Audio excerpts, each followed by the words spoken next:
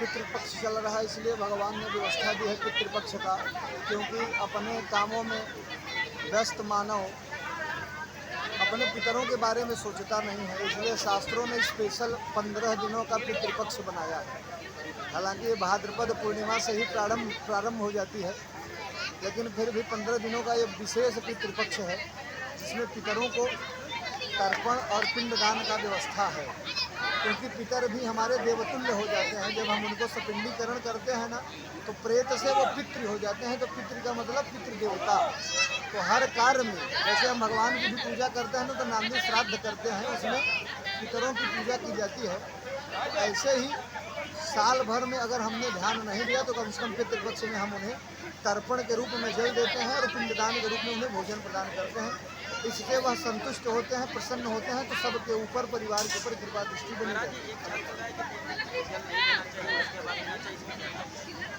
ये जो व्यवस्था है, ये काल्पनिक रूप से लोगों की आलस्य का एक परिणाम है, जबकि जल को जो है प्रथम दिन से ही देना प्रारंभ कर देना चाहिए।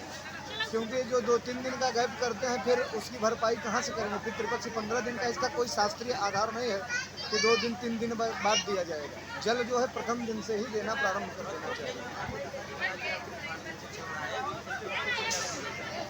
भागवत ही एकमात्र ऐसा विषय है जो इस कलयुग में कलुषित प्राणियों को भाव से पार लगाने में समर्थ है। इसलिए सबको, हर कार्यों को, क्योंकि वेदोपनिषदाम सारा जाता भागवती कथा, वेद और उपनिषदों का सार ही श्रीमद् भागवत कथा है। तो श्रीमद् भागवत का आश्रय लेने वाले हर प्रकार के शास्त्रों का भी मानिए अध्ययन कर लेते हैं, और उससे निचोड़ में जो भगवान कृष्ण के नाम का फल है वो मिल जाता है, और नाम संकीर्तन रूपी धन हमारे जीवन में आ जाती है।